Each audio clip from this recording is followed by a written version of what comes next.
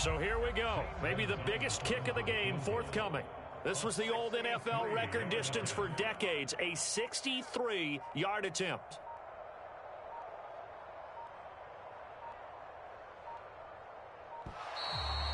And they're going to take it all the way down and just take the delay.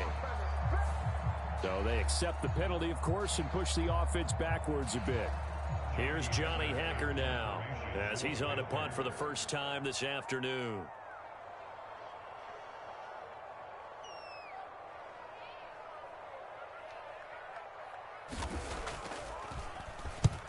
This is away, but boy, headed straight for the sidelines.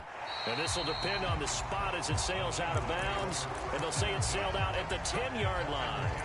Let's go old school there. That's absolutely a great coffin corner punt. Someone's put some time in working on that, hasn't it? Seems like every year these guys get better and better. It's amazing how they can command that football through the air. Yeah, they used to actually practice with hula hoops where they place them and try and put them there. Now a lot of guys use barrels on the sidelines to try and put the football in one. Now a first down throw complete downfield. And he's going to be marked down just outside the 10. Pretty good yards after the catch there on that crossing route. Is a crossing route good for a quarterback because the receiver's coming across his line of vision? They love those kind of throws. And how many times have you seen any of what we call an in-breaking route?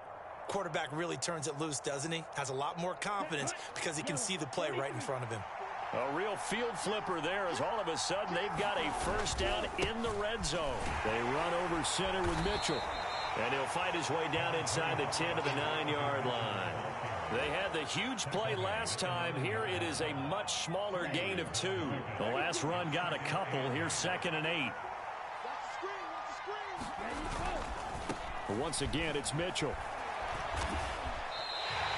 2 runs in a row, but only 2 yards to show for it. They've called his number a lot this afternoon. You wonder how much tread is left on those tires. We certainly do, but I always think back to one of my favorite coaches in the NFL. And he used to have a meeting with his running backs every year in the offseason and say, look, as many times as you're going to carry the ball, you should be able to carry it one more time, so make sure you get in shape. Throwing is Lance on 3rd down. Touchdown 49ers! George Kittle, his first touchdown on the year. And the 49ers have made it a one-score game again here in the 4th.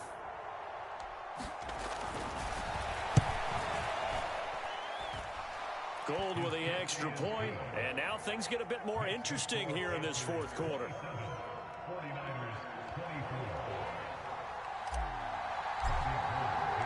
After the touchdown, it's Robbie Gould now to kick it away. Fielded right around the 8. And it's a pretty good return here as he'll get this up to the 29.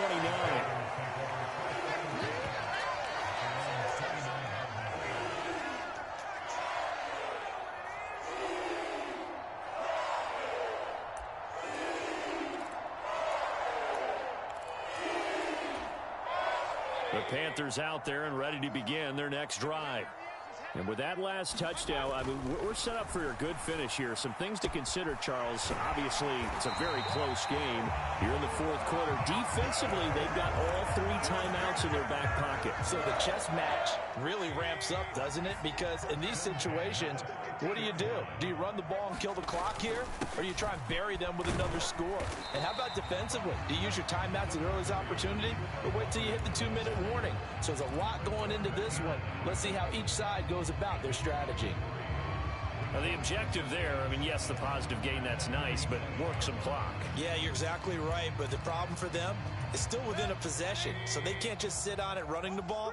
They'll have to find a way to throw it effectively as well. Another run, this time McCaffrey. And that winds up a decent run, and it also takes us to the 2-minute warning. Now a signal and a timeout here on the defensive side of the ball. So they want to stop it with 1 second to go prior to the 2-minute warning. As big of a play as we've had in this one so far. This is 3rd and 3. Mayfield to throw it. Gets this to his running back. It's Christian McCaffrey. And he is going to have the Panthers first down by a couple of yards as they're able to convert here on 3rd and 3.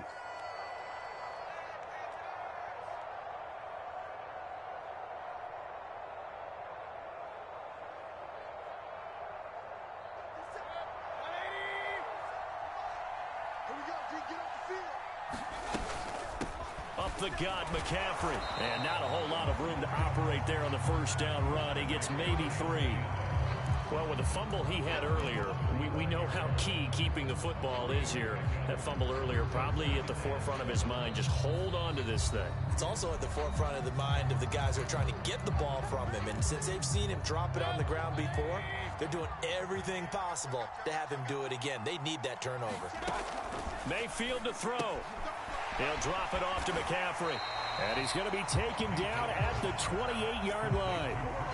Looked like a pretty good, safe play right there. No, he's had trouble with the interceptions in this game there. Hits his guy out in the flat. Yeah, so many times we hear quarterbacks and offensive coordinators talk about in your progressions, you're either throwing the touchdown or you're throwing the check down. But earlier in the game, it was touchdown or interception.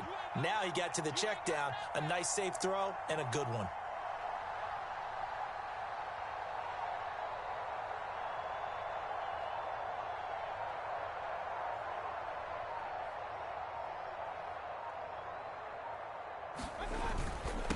They'll try and pick it up with McCaffrey. And he's going to get the first down as they bring him down at the 23. It's a pickup of 5, and that should just about wrap this one up. Well, that's a carry they have to be satisfied with. And throughout this game, they've been satisfied with what he's given them. Whenever they've needed a big run, a first down, he's the guy they've turned to. And it doesn't matter what the defense thinks. They feel like they've got the confidence to keep handing it to him and keep picking up good yardage.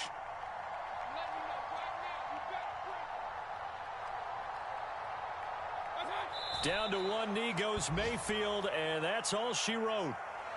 Listen, anytime you take a knee to end a game, that means you've won it. So it doesn't matter whether it's home or on the road, but there's something a little extra special about doing it in front of your home crowd, isn't there? And the home crowd applauding. They're happy with what they've seen. Chalk this one up in the left-hand column for a win. Yeah, that's right. Head to the locker room, throw the wristbands in the crowd for the kids, your gloves, your towels. Get to share it with the home team. So this one is over. A victory for Carolina, and they were really helped by their defense, forcing 3 turnovers. I think what we saw in this one, today's defense. And what I mean by that is in the old days, pitching shutouts was big time. That was paramount. But the big thing was holding people down, holding down their